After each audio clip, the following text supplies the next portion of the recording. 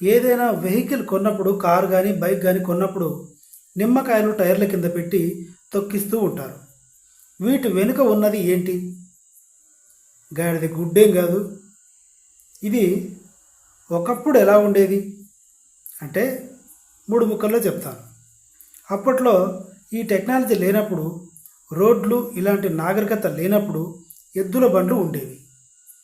అప్పుడు రోడ్లు లేవు కాబట్టి అడవి మార్గంలో కాలినడకన వెళ్ళే దారి ఉండేది.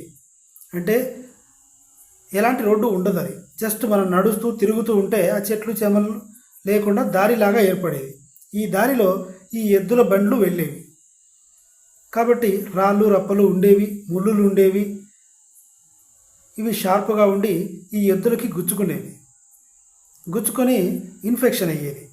అందుకని వీటి నిమ్మకాయ తొక్కిస్తారు, ఎద్దులతో తొక్కిస్తారు.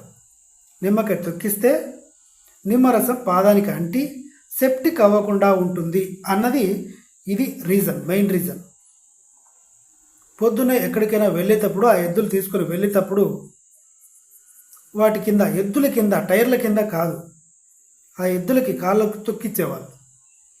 అది కొత్తగా ఎద్దులు వచ్చినప్పుడు కాదు, ఎప్పుడు వాళ్ళు పొలాలకు వెళ్ళాలన్నా బయటికి ఎక్కడికి వెళ్ళాలన్నా కూడా ఈ పని చేసేవాళ్ళు.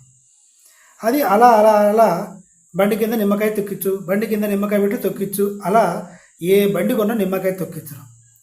మరి కార్లకి బైకులకి నిమ్మకాయలు పెట్టడం వెనుక ఎలాంటి సైన్స్ లేదు.